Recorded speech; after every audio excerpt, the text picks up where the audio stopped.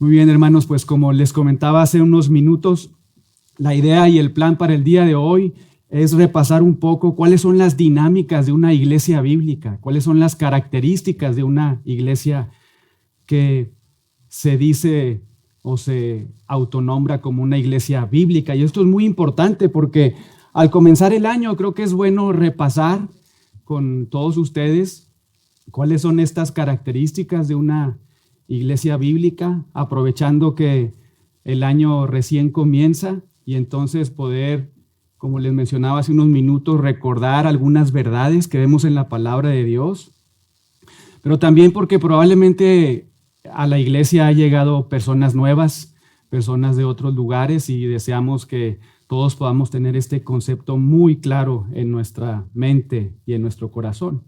Así que para empezar les voy a invitar a que me acompañen a Hechos capítulo 2. Hechos capítulo 2. Y vamos a estar por unos momentos en los versos del 41 al 47.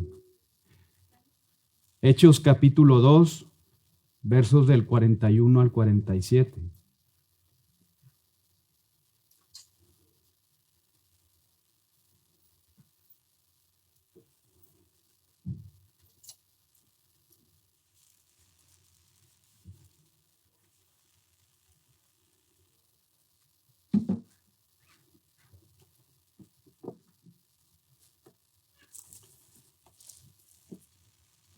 Muy bien, vamos a darle lectura a la palabra de Dios. Hechos capítulo 2, versos del 41 al 47. Como ustedes saben, este libro es de narrativa, ¿verdad? Acá somos animados a encontrar algunos principios, no a duplicar todo lo que vemos acá, pero sí observamos algunos principios que nos ayudan mucho en nuestra interpretación. Vean ahí el verso 41. Así que los que recibieron su palabra de la predicación de Pedro, es el contexto, ¿verdad? Los que recibieron su palabra y se arrepintieron, ¿verdad? Según el contexto, dice, fueron bautizados y se añadieron aquel día como 3,000 personas. Fue el inicio de la iglesia, ¿verdad? Se añaden 3,000 personas y estas personas dicen que estaban perseverando, se estaban dedicando continuamente a varias cosas. Número 1, doctrina de los apóstoles, es decir, la enseñanza apostólica, la enseñanza que estaba siendo dada por los apóstoles. Ustedes saben y recuerdan, en esa época, pues solamente tenían esos hermanos del primer siglo el Antiguo Testamento, no tenían el Nuevo Testamento, pero entonces vienen los apóstoles y empiezan a dar nueva revelación, y la iglesia que recién comienza estaban dedicándose a la enseñanza, a la doctrina de los apóstoles. También se estaban dedicando, vean ahí, a la comunión unos con otros, eso es muy importante, ¿verdad? A la edificación mutua.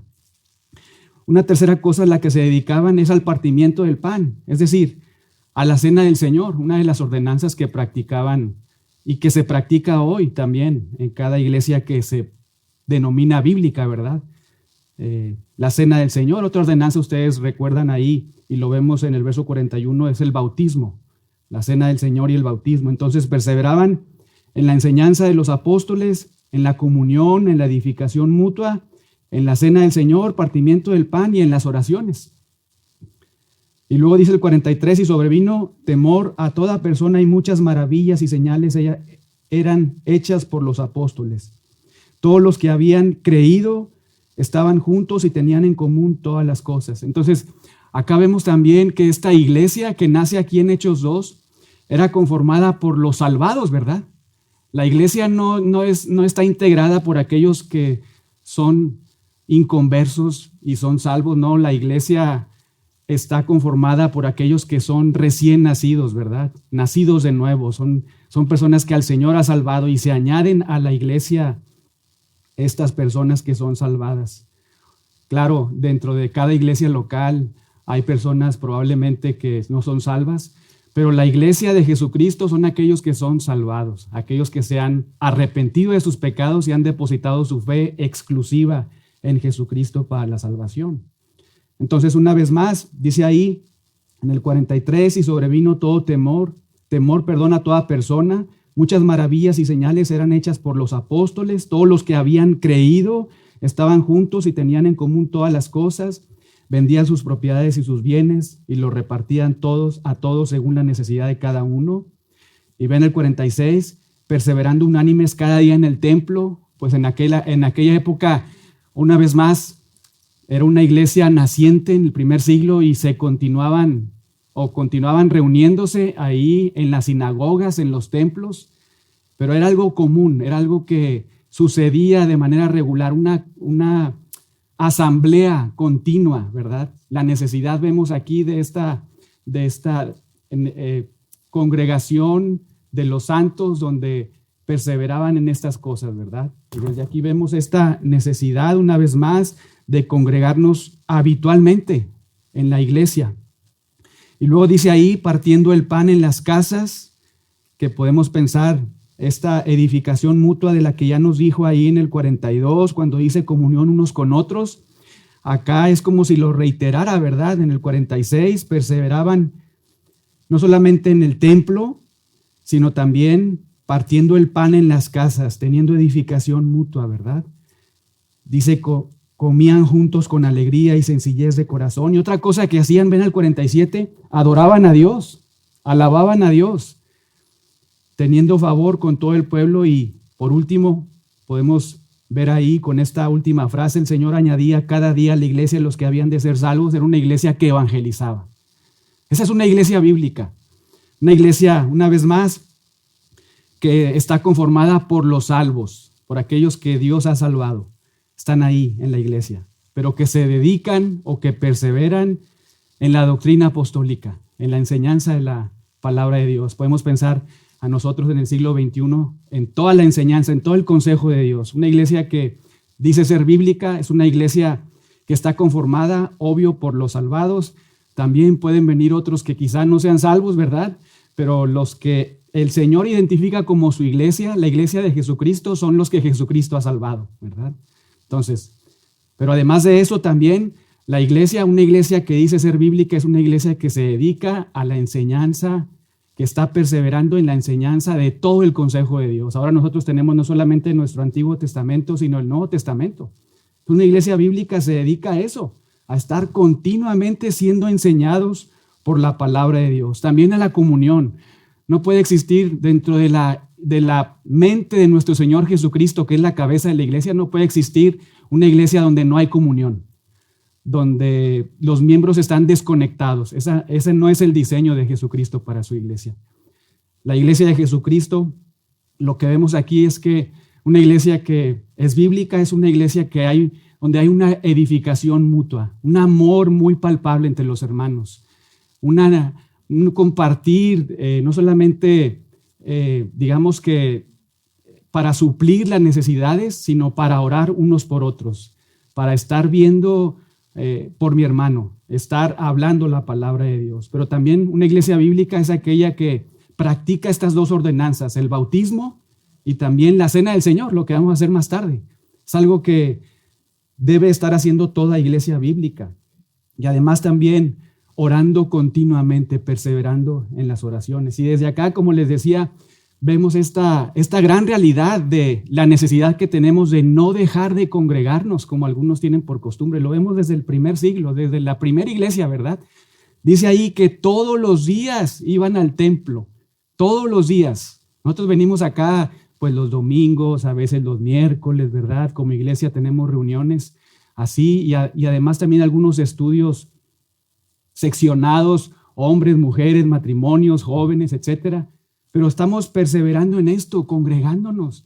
Y esta congregación, pues en aquella época no había Zoom, ¿verdad?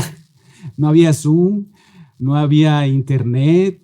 Y aunque hubiera, realmente el diseño de Dios es la congregación, ¿verdad? Es que estemos juntos todos físicamente y estar ahí compartiendo la palabra de Dios, siendo enseñados y también edificándonos cara a cara, ¿verdad? Cara a cara. Entonces, vemos también esta gran verdad de estar congregados, unánimes y también edificándonos mutuamente y otra vez alabando a Dios. Y esto es muy importante, adorando al Señor. Esto es lo que hacemos, hermanos, domingo tras domingo en cada reunión.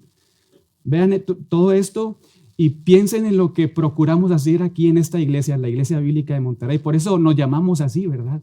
Porque procuramos estar centrados en este diseño de Jesucristo para su iglesia. Por eso nos llamamos así, Iglesia Bíblica de Monterrey. No es nada más porque se nos ocurrió, ¿verdad?, a los pastores nombrarla así, sino porque estamos deseosos, comprometidos con que esta iglesia y local sea una iglesia bíblica, así como hay muchas otras acá, o algunas otras acá en Monterrey. Así aquí también deseamos ser una iglesia bíblica, estar procurando todo esto.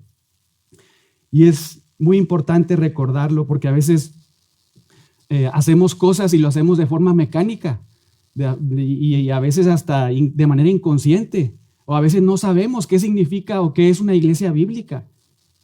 Y aquí tenemos varias cosas.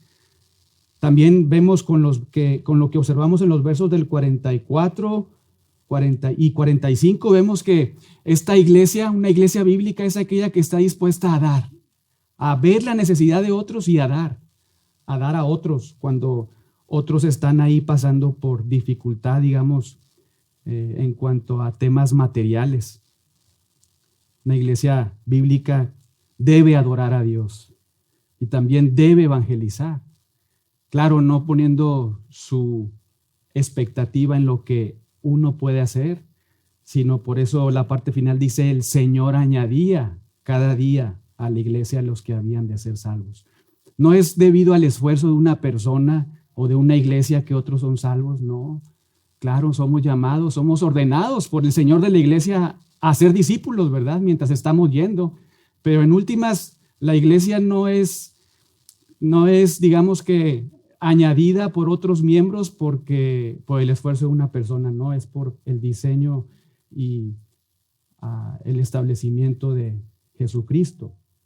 Y quise tomar este pasaje de Hechos 2, del 41 al 47, porque aquí observamos realmente estas marcas, y hay muchas otras, ¿verdad?, que podemos repasar y recordar en la palabra de Dios, pero estas marcas que nos van a ayudar para este domingo y el próximo domingo en la escuela dominical, estar observando una vez más algunas características de una iglesia bíblica en el Nuevo Testamento.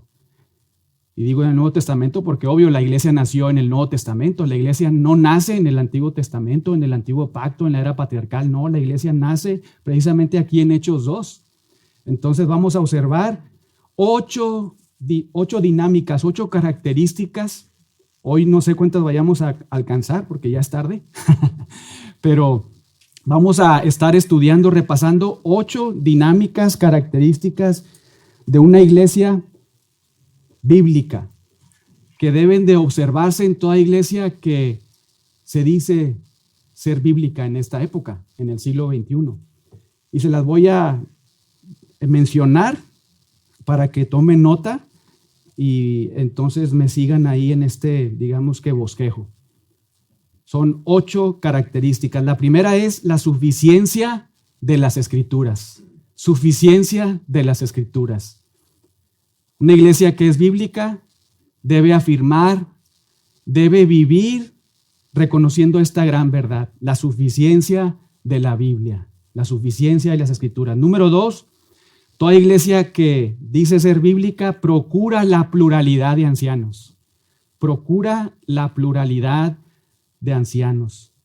Segundo aspecto. 1, suficiencia de las Escrituras. 2, pluralidad de ancianos. 3, otra característica de una iglesia bíblica es la claridad doctrinal. Claridad doctrinal. Claridad doctrinal.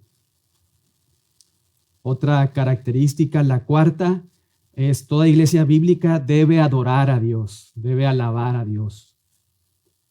Cuarta característica, una vez más, suficiencia de las Escrituras, pluralidad de ancianos, claridad doctrinal, adoración. Quinta, edificación mutua. Edificación mutua. Quinta dinámica o característica, aspecto de toda iglesia que dice ser bíblica. Porque todo esto no es que me lo esté inventando, es lo que vemos aquí en la palabra de Dios, ¿verdad? Entonces, edificación mutua es la quinta característica. La sexta es la santidad. Toda iglesia que es una iglesia bíblica, toda iglesia que es la iglesia de Jesucristo, está aquí de manera muy intencional buscando la santidad. 7 es una iglesia que evangeliza, una iglesia que evangeliza. Iglesia que evangeliza. Y 8, una iglesia que ofrenda, una iglesia que ofrenda. Entonces lo vamos a repasar. Toda iglesia bíblica que observamos aquí, iglesia en el Nuevo Testamento, afirma suficiencia de las Escrituras, se observa una pluralidad real de ancianos, existe una claridad doctrinal, todos adoran, alaban al Señor, buscan la gloria de Dios, se edifican mutuamente, forman parte de la membresía de una iglesia local, se identifican, procuran la santidad, buscan la santificación, evangelizan, tanto de manera individual como corporativa, y por último, ofrendan. Y hay más, ¿verdad? Pero pues si no, nunca vamos a terminar. Pero bueno, esas son algunas características. Vamos a ver la primera, suficiencia de las Escrituras. ¿Por qué es que una iglesia bíblica afirma la suficiencia de las Escrituras?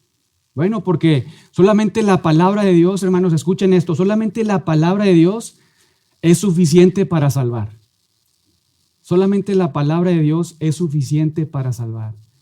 Y solamente la palabra de Dios de manera, digamos que especial, solamente la palabra de Dios es la que Dios usa para santificar a los suyos.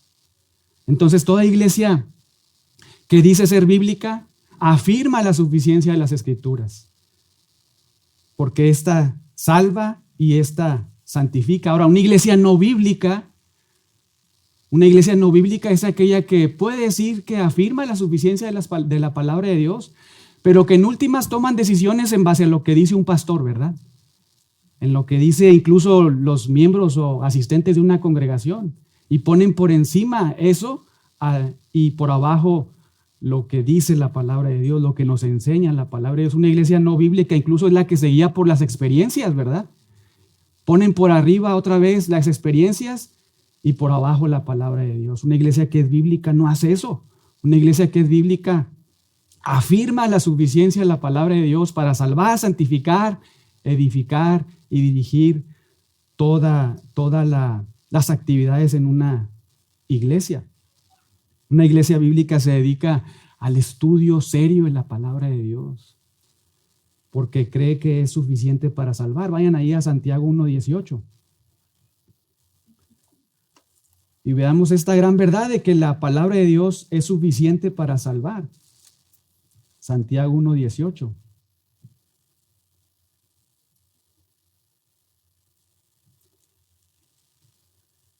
Ahí vemos a Jacobo diciendo en el 17, toda buena dádiva y todo un perfecto desciende de lo alto. ¿De quién, hermanos? Del Padre de las luces, ¿verdad? En el cual no hay mudanza ni sombra de variación. Y vean, Él, ¿quién es ese Él? Que observamos ahí en el 18.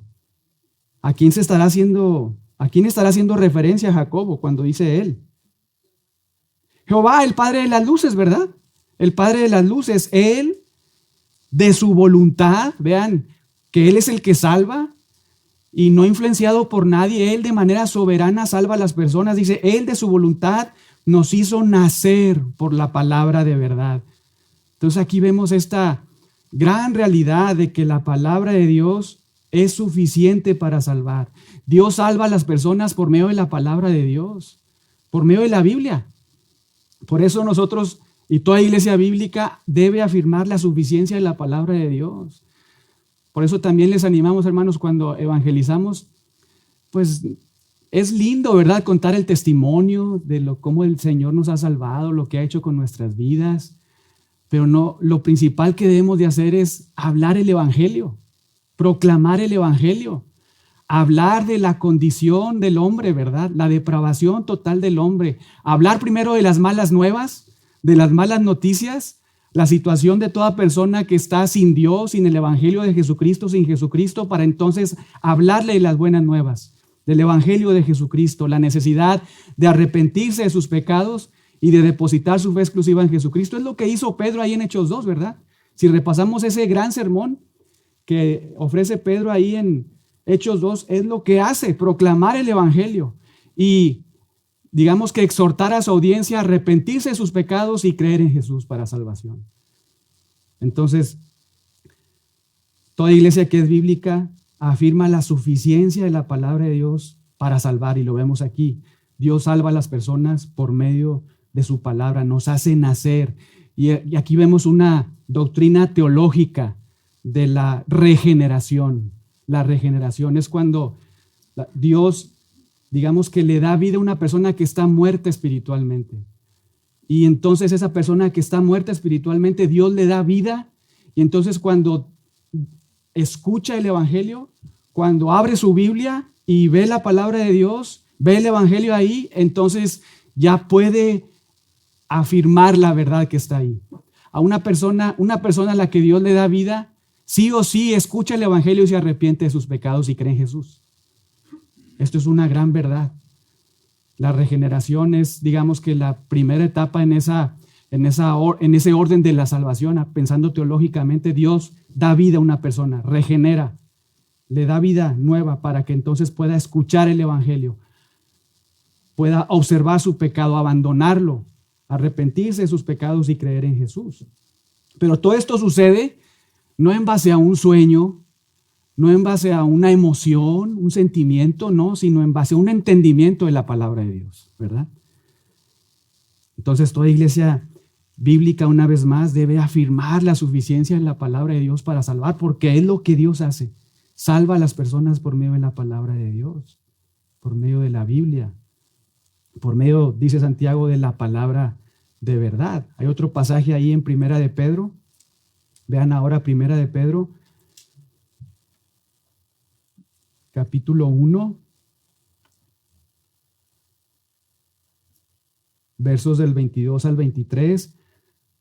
Vean ahí, dice, habiendo purificado vuestras almas, dice Pedro, por la obediencia a la verdad, mediante el Espíritu, para el amor fraternal no fingido, amaos unos a otros entrañablemente de corazón. Y aquí está otra vez esta gran verdad, siendo renacidos, no de simiente corruptible, sino de incorruptible. ¿Por qué? Por la palabra de Dios. Entonces, una vez más, Dios salva a una persona, en este caso, otra vez este concepto teológico, regeneración, le da vida a una persona con su palabra, la salva con su palabra. Y aquí vemos otra vez que Dios salva a las personas por medio de su palabra. Otro pasaje que hemos repasado muchas veces, segunda de Timoteo 3:15. Segunda de Timoteo 3:15. Pablo le escribe a Timoteo y le dice, desde la niñez has sabido las escrituras, las cuales tienen el poder para hacerte sabio. ¿Para qué? Para la salvación, por la fe que es en Cristo Jesús. Entonces, otra vez, la palabra de Dios es suficiente para salvar, hermanos, y toda iglesia bíblica debe afirmar la suficiencia de la palabra de Dios. Por eso perseveramos en la doctrina apostólica. Por eso perseveramos en la enseñanza de todo el consejo de Dios. Estamos predicando la palabra de Dios, porque esa es suficiente para salvar. No añadimos experiencias, visiones, sueños. No nos ponemos encima nosotros de la palabra de Dios, los pastores o los congregantes, los miembros. No nos ponemos arriba a tomar decisiones. Ponemos arriba la palabra de Dios, porque es suficiente para salvar a cualquier persona, pero también es suficiente para santificar. Dios utiliza su palabra para santificarnos, y es lo que nos dice Pablo en los siguientes versos, del 16 al 17. Dice ahí toda la escritura, todo lo que tenemos acá en nuestra Biblia, es inspirada por Dios. Cada uno de los libros, cartas que tenemos aquí en la Biblia son palabra de Dios. Y dice, es útil para enseñar, redarguir, corregir, instruir en justicia. Aquí está la santificación. La palabra de Dios es suficiente para santificar, es suficiente para corregir el pensamiento, la dirección de una persona, para cambiar su vida, para instruir, para enseñarnos, para redarguirnos, convencernos de pecado. Esa es la suficiencia de la palabra de Dios. Y vean el fin, el propósito, en el 17, a fin de que el hombre de Dios sea perfecto, no hablando de un perfeccionismo, ¿verdad? Sino sea completo, esté preparado para practicar toda buena obra. Es lo que nos dice el 17. A fin de que el hombre de Dios sea perfecto, enteramente preparado para toda buena obra. Entonces la palabra de Dios es suficiente para salvar, suficiente para santificar, pero incluso nos edifica, digamos que como que nos está construyendo, nos está levantando, ¿verdad? Como un edificio santo para hacer toda la obra del ministerio, ¿verdad? La obra del ministerio no la hace solamente los pastores, toda la iglesia hacemos la obra del ministerio. Vayan ahora a Efesios 4. Efesios 4, versos del 11 al 12. Efesios 4, versos del 11 al 12, dice ahí, Pablo, él mismo constituyó a unos apóstoles, a otros profetas, a otros evangelistas. Todos estos son dones que Dios ha regalado. Lo vemos ahí en el 8 al final. Dones que dio nuestro Señor Jesucristo a la iglesia. Apóstoles, profetas, evangelistas, todo esto, digamos que en la etapa fundacional de la iglesia, apóstoles, profetas, evangelistas, pero también pastores maestros, es el oficio que encontramos hoy, los dones que Dios sigue regalando a su iglesia, pastores maestros. Y los regala a la iglesia para que estos siglo XXI pastores maestros perfeccionen a los santos. ¿Cómo? Pues con la doctrina apostólica, ¿verdad? Con la enseñanza de la palabra de Dios, a fin de perfeccionar a los santos, santificar a los santos, edificar al cuerpo de Cristo con un propósito para la obra del ministerio, para que todos y cada uno de los que conformamos parte de la iglesia hagamos la obra del ministerio. Estemos muy activamente haciendo esta obra del ministerio. ¿Cuál? La edificación mutua, el evangelismo, orar por unos por otros, toda esta ministerio de los unos a los otros. Por eso toda iglesia bíblica debe afirmar la suficiencia de la palabra de Dios. No solamente los pastores al estar predicando todo el consejo de Dios, parándose acá y procurando ser fieles y predicando la palabra de Dios, sino toda la iglesia, porque una iglesia local no está solamente conformada por lo que hacen los pastores, ¿verdad? Sino por lo que afirman y hace toda la iglesia. Entonces, toda la iglesia debemos afirmar la suficiencia de las Escrituras, la suficiencia de la palabra de Dios para salvar, la suficiencia de la palabra de Dios para santificar, para edificarnos y entonces nosotros estar haciendo la obra del ministerio. Y gracias a Dios que todos, creo, procuramos eso, ¿verdad? Afirmar la suficiencia de la palabra de Dios. Gracias a Dios por esta iglesia local, por esta iglesia que procura ser bíblica y por otras iglesias a nuestro alrededor que también procuran ser bíblicas. Gracias a Dios por eso. Pero debes de pensar no solamente en la iglesia de manera corporativa, en esta iglesia local, sino tú de manera individual, si estás afirmando esto en tu corazón realmente, la suficiencia de la palabra de Dios. Es muy importante, hermanos, porque esto lo vemos desde el inicio, que los que estaban ahí siendo parte de esta iglesia fundacional de toda la historia de la redención, estaban perseverando en la doctrina apostólica. No perseveraban en las ideas, ¿verdad?, de personas, no perseveraban en experiencias, perseveraban en la doctrina apostólica, perseveraban en la palabra de Dios. Primer aspecto, primer dinámica que vemos en la iglesia de Jesucristo, una iglesia que procura ser bíblica, ¿verdad? Otra es la pluralidad de ancianos. Toda iglesia que dice ser bíblica procura la pluralidad de ancianos. Procura la pluralidad de ancianos. Ahora, una iglesia no bíblica es aquella iglesia que no procura eso, que no procura la pluralidad de ancianos. Porque puede haber iglesias donde hay un pastor, un anciano, por ejemplo, una iglesia que está en plantación, ¿verdad? Pero cuando está ese pastor ahí, de manera individual, procura tener otros pastores a su alrededor. Procura rápidamente identificar a alguien para que haya una pluralidad de ancianos, porque ese es el diseño de Dios, pluralidad de ancianos. Ahora, otra cosa que puede suceder también es que puede pasar que una iglesia tenga varios ancianos, varios pastores, pero en últimas es uno el que toma la decisión, ¿verdad? No hay realmente una pluralidad de ancianos. Y una iglesia bíblica lo que hace es procurar eso, procurar que haya una pluralidad de ancianos, que haya 2 o más pastores, ¿verdad? No solamente que haya una persona ahí. Recordábamos ahí, 3 de Juan, a Diótrefes, ¿verdad? Uno que pues estaba ahí como solo y tomando decisiones solo y hasta poniéndose por encima de la palabra de Dios. Ese hombre no afirmando la suficiencia de la palabra de Dios, torciendo la palabra de Dios.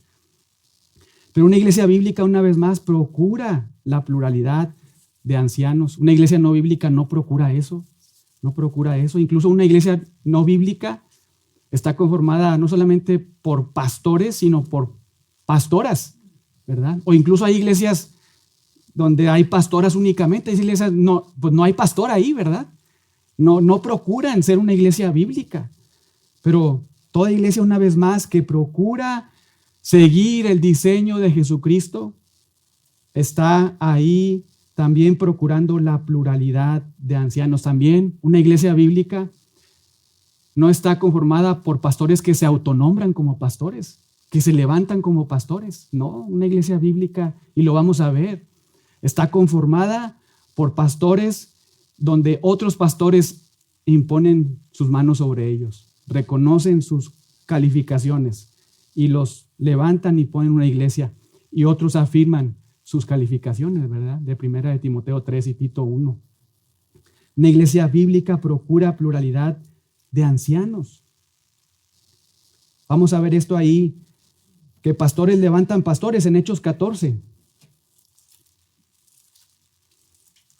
En esta época o etapa fundacional de la iglesia, donde vemos que están ahí, todavía existen apóstoles, ¿verdad? Con A mayúscula. Ahora ya no hay apóstoles. Los apóstoles, este don, oficio que el Señor regaló a la iglesia, ya no está más en función. Pero aquí vemos en Hechos capítulo 14, versos del 21 al 23, que Pedro y Bernabé están yendo a distintos lugares. Y entonces dice el 21, después de anunciar el evangelio, Hechos 14, 21, después de anunciar el evangelio a aquella ciudad, dice, y de hacer muchos discípulos, o sea, estar evangelizando, ¿verdad? Mateo 28, de hacer muchos discípulos, volvieron a Listra, Iconio y Antioquía. Dice el 22, confirmando los ánimos de los discípulos, exhortándoles a que permaneciesen en la fe y diciéndoles, es necesario que a través de muchas tribulaciones entremos al reino de Dios. Y vean el 23, ¿qué es lo que hacen Pablo y Bernabé? Dice, constituyeron, ¿qué cosa? Ancianos en cada iglesia. Ancianos en cada iglesia. No constituyen un anciano por iglesia, ¿verdad? Constituyen a 2 o más ancianos, es la idea, porque hay pluralidad aquí. Constituyen ancianos en cada iglesia. Y recuerden, en el primer siglo no es que había muchas iglesias en una ciudad, ¿verdad? Comúnmente había una sola iglesia en cada ciudad. Y entonces aquí vemos esta dinámica, este diseño, que pastores, en este caso apóstoles, que también en un sentido hacían esta función de ser, llevar a cabo estas actividades como pastores, dice, constituyen ancianos. Pastores levantan pastores, ¿verdad? No es de que alguien diga, yo soy pastor, ¿verdad? Yo cumplo con todas estas calificaciones, sino que otros observan su vida, ven sus calificaciones, ven si es apto para enseñar y entonces levantan ancianos, ¿verdad? Pluralidad. Constituyen ancianos en cada iglesia, en cada iglesia. De hecho, Pablo más tarde, pasan algunos años y en Tito, vayan a Tito, en Tito 1:5 vemos algo muy especial. Tito 1:5.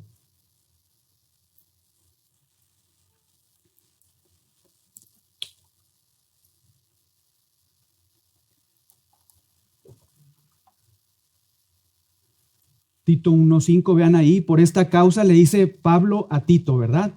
Por esta causa te dejé en Creta. ¿Para qué?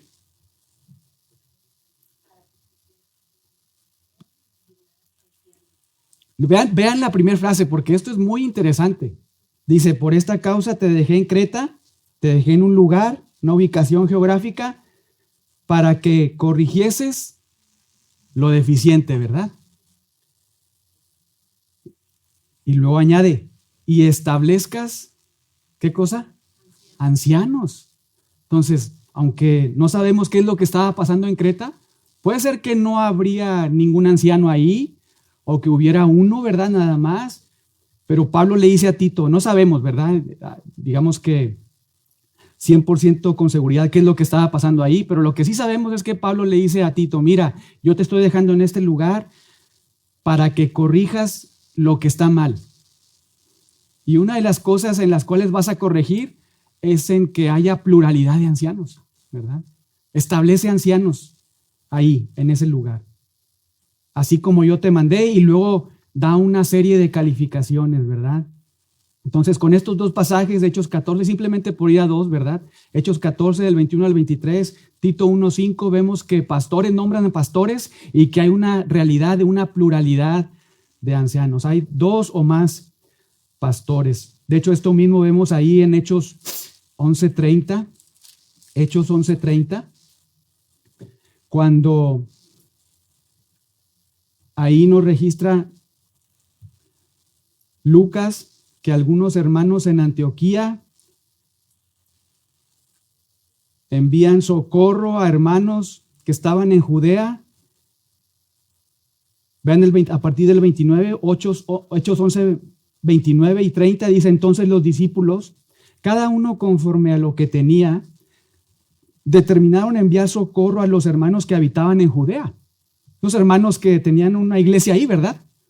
En Judea. Lo cual, en efecto, hicieron enviándolo ¿a quién? A los ancianos, ¿verdad? ¿Ancianos de dónde? De esa iglesia en Judea. Envían esto a los ancianos, vemos otra vez esta pluralidad de ancianos en una iglesia. Envían este socorro por manos de Bernabé y de Saulo. Incluso ahí en Filipenses, en la carta que escribe Pablo a Filipenses, vemos ahí al inicio de esta carta que Pablo se dirige de manera muy especial a dos grupos de personas. A tres grupos más bien. Filipenses 1, verso 1 dice a los santos en Cristo Jesús que están en Filipos, ¿verdad? A toda la iglesia le escribe, pero también se dirige a dos grupos. A obispos, pluralidad otra vez, ancianos, pastores y a diáconos. Diáconos. Entonces, aquí en la iglesia en Filipos vemos también esta gran verdad. Hay pluralidad de ancianos. Y por eso toda iglesia que procura ser una iglesia bíblica debe también procurar la pluralidad de ancianos. Debe de procurar que haya dos o más pastores. Ahora, me han escuchado decir pastores, ancianos, y algunos han leído ahí en la Biblia también obispos, ¿verdad? Pastores, ancianos, obispos, pues ¿qué pasó acá, verdad? La Biblia nos hace mención de estos tres, digamos que conceptos, de estas tres palabras, pero digamos que la Biblia o Dios al escribir esto nos identifica a la misma persona, una persona que es pastor de una iglesia. Se nombra de diferentes maneras.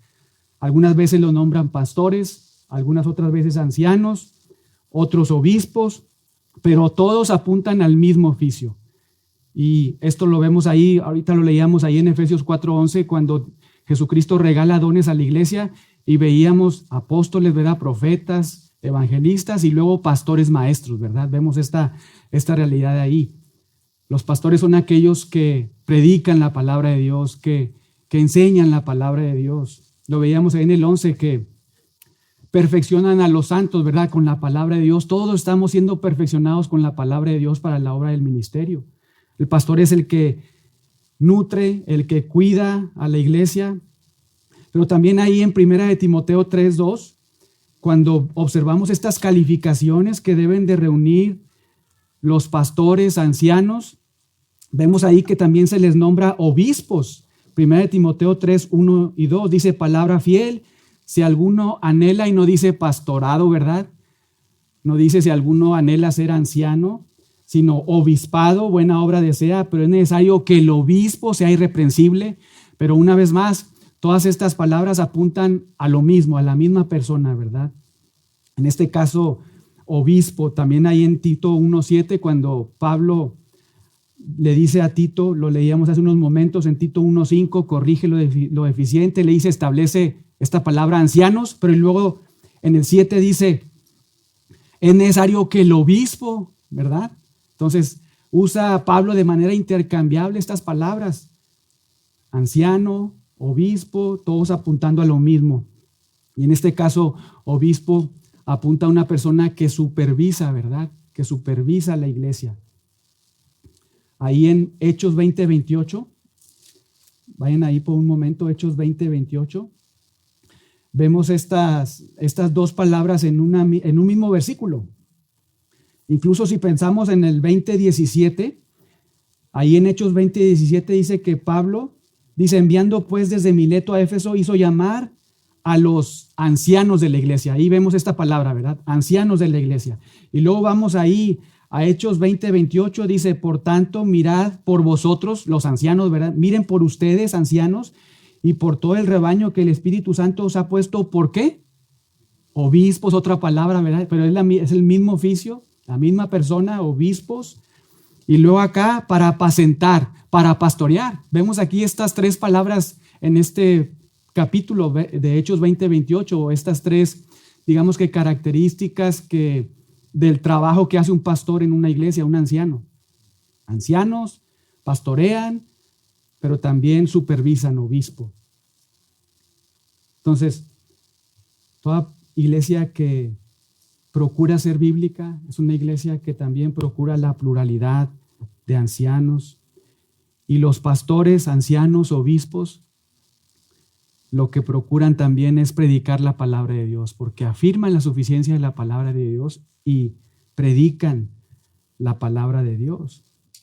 Por eso acá a veces nos escuchan decir, bueno, ancianos, pastores, no es de que un rango sea más grande que otro, más alto que otro, todos otra vez apunta a lo mismo, ¿verdad? No usamos mucho la palabra obispo porque pues la connotación es muy diferente, ¿verdad? Apunta a otra cosa, digamos que en la práctica.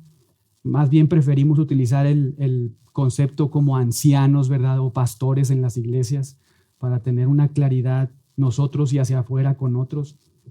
Pero todo pastor, todo anciano debe de predicar la palabra de Dios. Es lo que le dice Pablo. Ya cuando está a punto de morir, le da instrucciones muy claras y muy precisas, intencionales a Timoteo. Le dice en 2 de Timoteo 4:1 y 2, te encarezco delante de Dios y del Señor Jesucristo, que juzgará a los vivos y a los muertos en su manifestación, en su reino. Es un encargo solemne, ¿verdad? Pone ahí a Timoteo delante de Dios, delante de Jesucristo, y le dice en el verso 2, predica la palabra. Predica la palabra. Insta a tiempo y fuera de tiempo. Redarguye, reprende, exhorta con toda paciencia y doctrina. Entonces, toda iglesia bíblica debe estar conformada por una pluralidad de ancianos, y esos ancianos o pastores deben de predicar la palabra.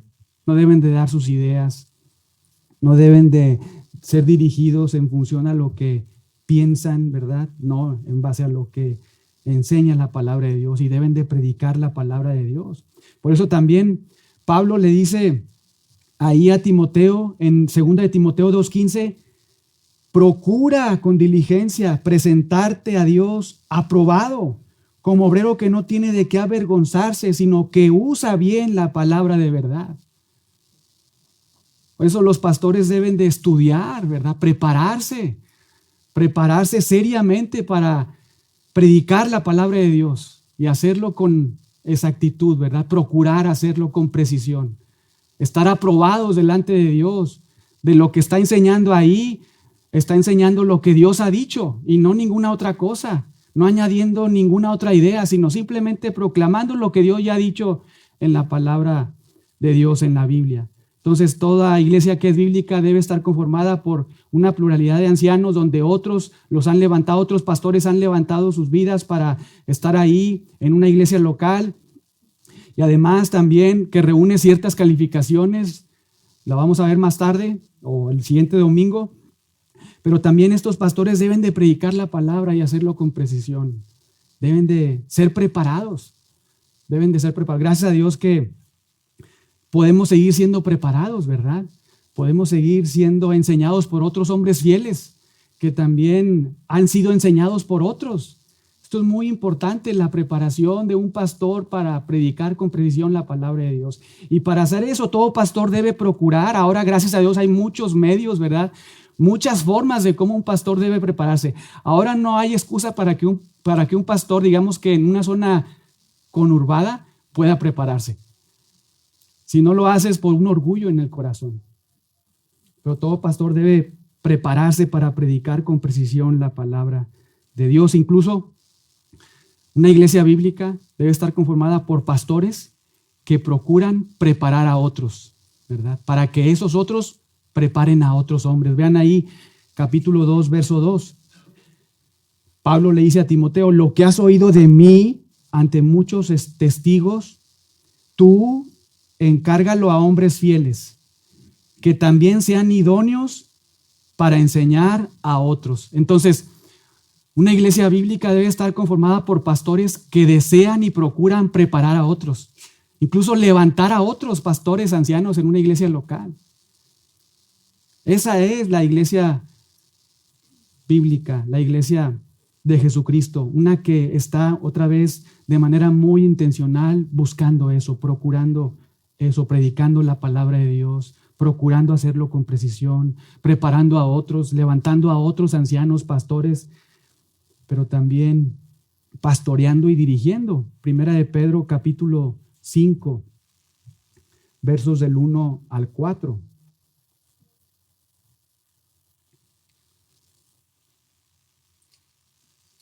Primera de Pedro, capítulo 5, versos del 1 al 4, dice Pedro: ahora ruego a los ancianos, ¿verdad?, que están entre vosotros, yo anciano también con ellos y testigo de los padecimientos de Cristo, que soy también participante de la gloria que será revelada. Y vean el 2, apacentad la grey de Dios. Otra vez esta palabra que apunta a un pastor, a una persona que pastorea, que nutre, que protege, que dirige, pero también dice que está entre vosotros cuidando, y esto apunta a esta palabra en el griego episcopos, obispo, ¿verdad? Un hombre que supervisa. Estos son los ancianos, los pastores, los que pastorean a la grey, es decir, al rebaño que no es de ellos, ¿verdad?, sino es de Dios. Los pastorean, les alimentan con la palabra de Dios, ¿verdad? Les cuidan, les instruyen, pero también dice cuidando de ellas, es decir, los supervisan, los dirigen, no por fuerza, sino voluntariamente, no por ganancia deshonesta, sino con ánimo pronto, no como teniendo señorío sobre los que están a vuestro cuidado, sino siendo ejemplos de la grey de Dios. Entonces, estos ancianos de toda iglesia bíblica, pastores, deben de predicar la palabra de Dios, procurar hacerlo con precisión, preparar a otros, levantar a otros, pero también pastorear y dirigir a otros. Y hasta acá hemos visto dos cosas, ¿verdad? Dos aspectos de toda iglesia bíblica. Toda iglesia que en este siglo XXI procura ser una iglesia bíblica afirma la suficiencia de las Escrituras, afirma que la palabra de Dios es suficiente para salvar, afirma, cree y vive creyendo esto, en que la palabra de Dios es suficiente para salvar, pero también para santificar sus vidas, para ser edificados, para ser preparados para toda buena obra. También toda iglesia bíblica debe procurar, buscar la pluralidad de ancianos. Todo pastor, todos los pastores de una iglesia local, pluralidad de pastores, deben de predicar solo el consejo de Dios, solo la palabra de Dios. Deben de prepararse para hacerlo con precisión, levantar a otros, pastorear a la iglesia. Y vamos a ver uno último. Toda iglesia que es bíblica debe tener una claridad doctrinal. Debe tener una claridad doctrinal. Toda iglesia no bíblica no sabe lo que cree. No tiene una declaración de fe. Incluso puede haber ahí diferentes doctrinas entremezcladas, ¿verdad? Enseñanzas, cosas ahí. Pero toda iglesia bíblica tiene una claridad doctrinal porque persevera en la doctrina apostólica, persevera en la palabra de Dios, en todo el consejo de Dios. En Hechos 2:42 veíamos ahí al inicio que la iglesia local perseveraba, estaba perseverando, se estaban dedicando a la enseñanza apostólica. Y ahora nosotros no solamente nos ubicamos en el Nuevo Testamento, sino tenemos el Antiguo Testamento, sino también el Nuevo Testamento, todo el consejo de Dios. Por eso acá tenemos una declaración de fe, ¿verdad? No es nada más para tener un librito y listo, ¿verdad? No, porque queremos que ustedes sepan qué es lo que creemos y afirmamos aquí en esta iglesia, en la Iglesia Bíblica de Monterrey. Y si no se han dado cuenta, no lo sabían, ¿verdad? Pero hay un librito que se llama Lo que enseñamos acá.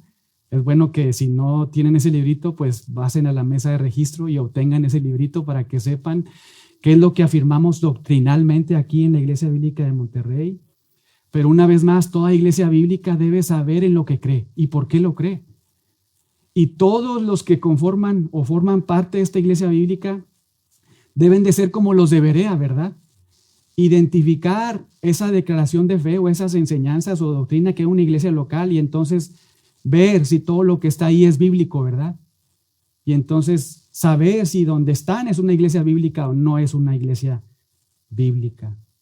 De hecho, esta necesidad, esta, digamos que incluso dinámica de claridad doctrinal, la vemos cuando Pablo escribe a la iglesia en Colosas, a la iglesia en Galacia o las iglesias en Galacia y la iglesia en Filipenses o en Filipos, porque ahí vemos que Pablo les recuerda a la iglesia la doctrina en la que han creído, en el evangelio de Jesucristo, la persona de Jesucristo. Por eso Pablo escribe y les dice, recuerden, por ejemplo, a los de Colosenses, recuerden que en Jesucristo están escondidos, las mujeres quizá lo recuerden más, ¿verdad?